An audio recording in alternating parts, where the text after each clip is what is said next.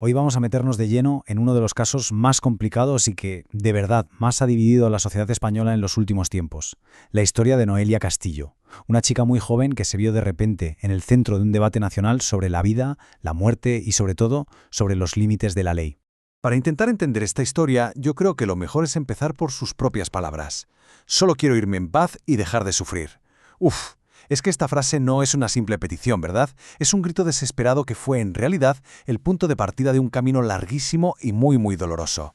Bueno, para comprender por qué tomó esta decisión, tenemos que echar la vista atrás. Hay que recorrer el camino que la llevó hasta ese punto. Y es, como vamos a ver, una vida marcada por un dolor increíblemente profundo y constante. Con tan solo 25 años, pensemos un momento en eso. A los 25 años, Noelia Castillo tomó la decisión final, solicitar la eutanasia. Y esa elección, claro, lo puso todo patas arriba. Puso en jaque al sistema legal, al médico y a la propia sociedad española. Si miramos la cronología de su vida, vemos un camino de sufrimiento que no hace más que intensificarse. Todo empieza con un diagnóstico de salud mental en la adolescencia, pero el año que lo cambia todo, el que lo precipita todo, es 2022. Primero, sufre una agresión sexual terrible y, ojo, mientras estaba bajo la tutela del Estado. Poco después, un intento de suicidio que le deja secuelas físicas permanentes, irreversibles. Con todo este cúmulo de dolor, pues llegó el momento en que dijo basta, que no podía más, y solicitó la eutanasia. Claro, para que su petición saliera adelante, no bastaba con quererlo, tenía que encajar en un concepto legal muy concreto, el de sufrimiento intolerable. Y esto es clave. La ley en España no va de que alguien simplemente quiera morir. Habla de un padecimiento que es grave, crónico, que te incapacita y para el que no hay esperanza ni de cura ni de mejoría. Así que la gran pregunta para los tribunales era esa. ¿El dolor de Noelia, tanto el físico como el mental, entra dentro de esta definición? Y uno podía pensar que con la solicitud se acababa todo, pero no, fue justo lo contrario, fue el pistoletazo de salida para una batalla judicial tremenda, un auténtico laberinto legal, vamos. 601 días. Es que es para pararse a pensar en la cifra. Son casi 2 años. Durante todo ese tiempo, mientras su dolor físico y mental no paraba, Noelia tuvo que esperar. Esperar a que la justicia, una y otra vez, confirmara que su última voluntad era válida.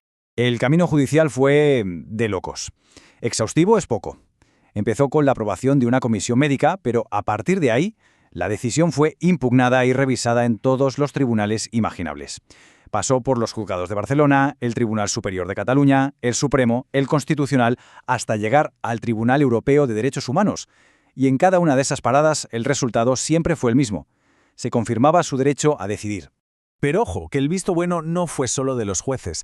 Y esto es muy importante. La evaluaron 7 profesionales médicos diferentes. 7. Y todos, sin una sola excepción, llegaron a la misma conclusión, que Noelia tenía plena capacidad para tomar esa decisión. Este dato fue la clave para desmontar uno de los argumentos más fuertes de quienes se oponían, que decían que su deseo de morir era solo un síntoma de su enfermedad. Pero claro, en el centro de todo este lío legal, había un drama muy personal, muy íntimo. El conflicto con su padre, que se opuso con uñas y dientes, y luchó hasta el último segundo para impedir la eutanasia. Y aquí es donde se ve el choque de trenes, ¿no? El conflicto de fondo.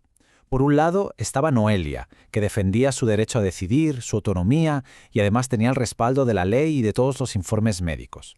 Y por el otro, su padre, que estaba convencido de que ese deseo de morir no era una elección libre, sino una manifestación de su enfermedad y que lo que necesitaba era tratamiento, no que la ayudaran a morir. La propia Noelia, de hecho, respondió de una forma muy clara, muy contundente, a todos los intentos de su familia por parar el proceso. Su frase lo dice todo. Es una reafirmación total de su postura. Su derecho a dejar de sufrir estaba por encima del deseo de su padre de que siguiera viviendo. Como era de esperar, este caso dejó de ser algo personal o judicial muy rápido. Saltó a la calle, a los medios, y se convirtió en un debate social tremendo, que literalmente partió a España por la mitad. Por un lado teníamos una de las visiones más críticas, la que expresaba por ejemplo el periodista J. Camacho. Apuntaba directamente a un fracaso del Estado con mayúsculas. La lógica es, el mismo Estado que no fue capaz de protegerla de una agresión terrible, acabó ofreciéndole la muerte como la única solución. Desde este punto de vista, la eutanasia de Noelia no es un derecho, es la culminación de un fallo del sistema. Y justo en la otra punta del debate, pues había profesionales como el doctor Fuertes que defendían justo lo contrario. Decían que la ley había funcionado a la perfección exactamente como se había diseñado, como un escudo para proteger la libertad y la autonomía de Noelia. Para ellos, la ley lo que hizo fue garantizar que su decisión, tomada libremente en una situación límite, se respetara por encima de cualquier presión, ya fuera familiar o ideológica. Al final, todo se reduce a dos formas de ver la justicia que chocan de frente. Por un lado, el argumento de la libertad, que dice que lo más importante es la autonomía de la persona, su derecho a decidir. Y por otro, el argumento de la protección, que pone el foco en que el Estado tiene la obligación de cuidar, de ofrecer alternativas. Y la pregunta es esa: ¿es la eutanasia en este caso un acto de soberanía personal?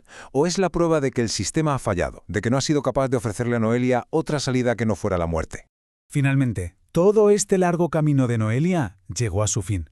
Pero su historia nos deja un legado muy incómodo, la verdad, y un montón de preguntas que no tienen una respuesta fácil.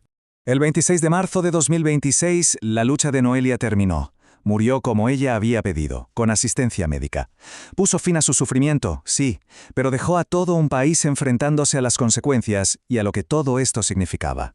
Y esa es la gran pregunta que nos queda flotando en el aire.